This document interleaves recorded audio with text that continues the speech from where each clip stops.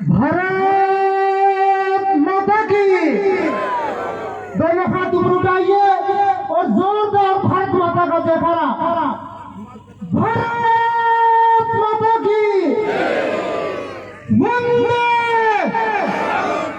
वंदे। संदन सा आदर, कुकुम सी आस्था, पुरुष सा प्रेम और शब्दों का समर्पण लेकर सर्वप्रथम विद्या की देवी, वाणी की देवी मां शारदा के चरणों में नमन करता हूँ, वंदन करता हूँ। और हमारे भारत के लहाल शेरगढ़ सूरवीरों की धरा के अमर शहीद परम श्रद्धेय श्री सगत सिंह जी इंदा साहब के चरणों में बारंबार नमन करता हूँ, वंदन करता हूँ। और इस पावन दिवस के अवसर पर हमारे बीच में इस कार्यक्रम में हम सबको पावन सानिध्य मिल रहा है। परम पूज्य परमहंस मारवाड़ माटी के सुविख्यात महापुरुष आदरणीय गुरुदेव भगवान के चरणों में साक्षात दंडवत प्रणाम कर मंच पर विराजमान परम पूज्य भालूराम द्वारे के महंत श्री प्रेमदास जी महाराज के चरणों में प्रणाम करते हुए, मंच पर विराजमान सभी संत महापुरुषों के चरणों में प्रणाम करते हुए इस कार्यक्रम में पधारे हुए आदरणीय संयोजक राणा सा प्रताप सिंह जी व इस देश की आजादी की लड़ाई में भाग लेने वाले और जिन्होंने अपनी पूरी सेवा, अपने जीवन को राष्ट्र की सेवा में समर्पित करके आज हमारे बीच में बैठे हैं, उन्हीं को भी मेरा सादर प्रणाम, वंदन। और जितने भी युवा साथी, माताएं, बहनें विराजमान हैं, आप सभी को मैं मुस्कुरा कर देशभक्ति का जाम भरता हूँ, मुस्कुरा कर देशभक्ति का जाम भरता हूँ और अपने जज्बातों को आप सभी को गुलाम करता हूँ। मेरे गुरुदेव ने यही तालीम दी सजनों। अपने वक्तव्य को आगे बढ़ाने से पहले आप सभी को झुककर प्रणाम करता हूँ, झुककर प्रणाम करता हूँ।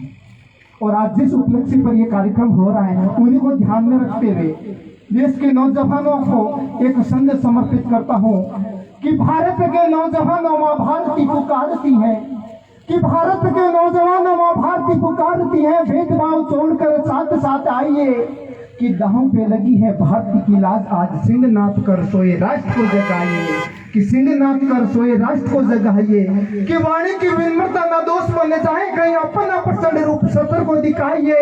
एक हाथ में तिरंगा और दूसरे में गंगा लेके फिर वंदे मातरम गीत गाइए, फिर वंदे मातरम गीत गाइए। मैंने देखा है हमारे देश में सभी जाति के लोग, सभी भाषाओं के लोग मिलजुल कर रहते हैं, तो उन्हीं को ध्यान में रखते हुए एक संदेश आपके बीच में रखने का प्रयास करता हूँ कि भारत के वासी हम हिंद के निवासी हम, कि भारत के वासी हम हिंद के निवासी हम, हमें अपने वतन पर अभिमान है। कि रानी झांसी महाराणा 70 साल हो जाके ऐसी पुण्य भूमि से श्यामला मान है।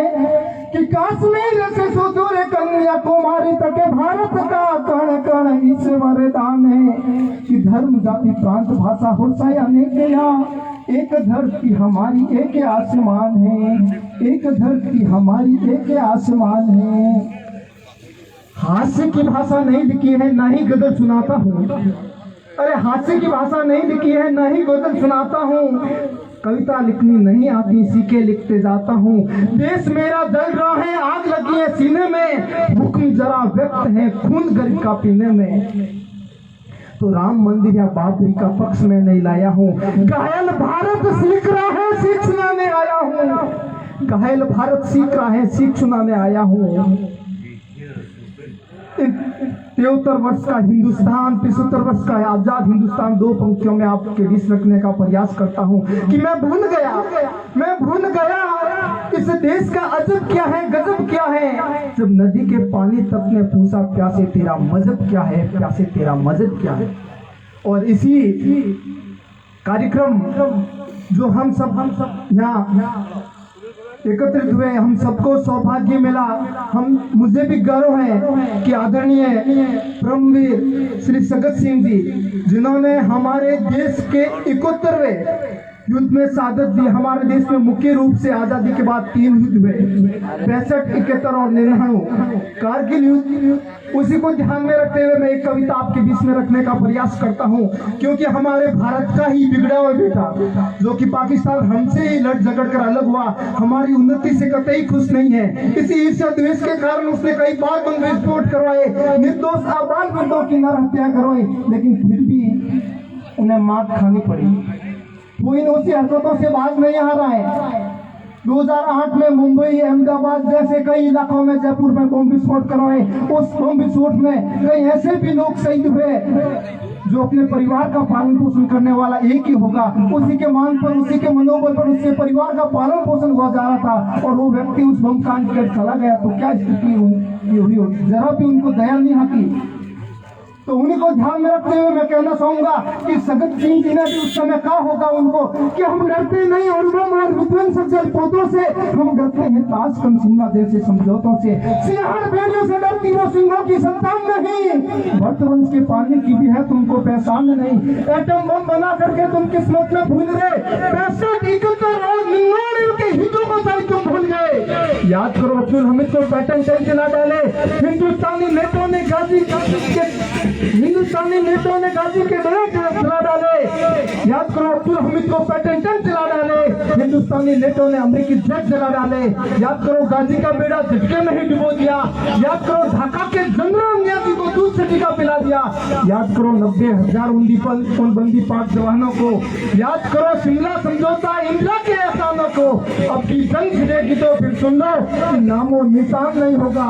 कश्मीर तो होगा लेकिन पाकिस्तान नहीं होगा।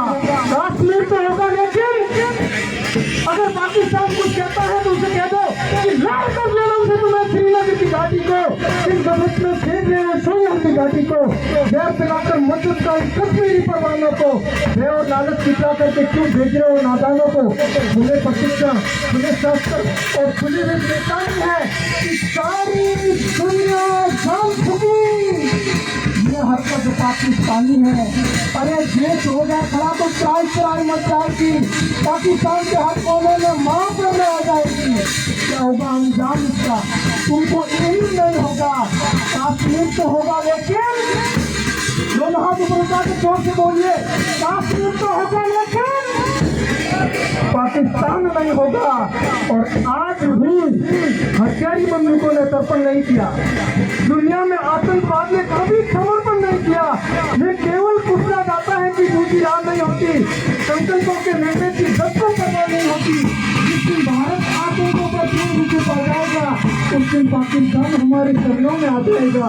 शहर की निगरानी और खड़ी कर दो, सोने की राहों में तो खड़ी कर दो, इतिहासों में नई स्थिति बिछाने दो, उनको भी दिन में चाय बिछाने दो।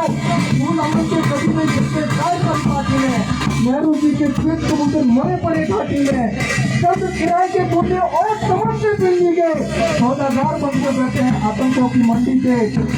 पहले इनको संविधान की परिभाषा में समझा दो, पहले इनको संविधान की परिभाषा में समझा दो, ना समझे तो फिर इंदिरा गांधी की परिभाषा में समझा दो, ना समझे तो फिर बाल ठाकरे की परिभाषा में समझा दो, ना समझे तो फिर बाल ठाकरे की परिभाषा में समझा दो। और एक युवाओं के लिए आखिरी संत कहकर मैं अपने वाणी को विराम दूंगा कि कथानक व्याकरण समझे तो सुरभित संत हो जाए, हमारे देश में फिर से सुखद मकरंद हो जाए। हे ईश्वर, हे गुरुदेव, ऐसी कविता, ऐसी वाणी आपसे मांगता हूँ कि युवा पीढ़ी संभल करके विवेकानंद हो जाए, युवा पीढ़ी संभल करके विवेकानंद हो जाए। और गुरुदेव आपसे आशीर्वाद में मैं क्या मांगता हूँ, आप सबसे आशीर्वाद में क्या मांगता हूँ, 2 पंक्तियों के माध्यम से फिर मैं अपने वाणी को विराम दूंगा कि धन दिव्य संपदा तो नहीं मांग रहा हूँ, कि धन दिव्य संपदा तो नहीं मांग रहा हूँ, जो मांग रहा हूँ वो सही मांग रहा हूँ कि प्रकाश की पंक्ति पंक्ति राष्ट्र जागरण बने। आशीष आप सबसे यही मांग रहा हूँ, आशीष आप सबसे यही मांग रहा हूँ। भारत माता की, भारत माता की। बहुत बहुत धन्यवाद। आज इस पावन अवसर पर मुझे भी अपने वाणी को पवित्र करने का जो अवसर दिया उसके लिए हृदय की गहराई से आभार, धन्यवाद। जय हिंद। शुक्रिया प्रकाश गहलोत का।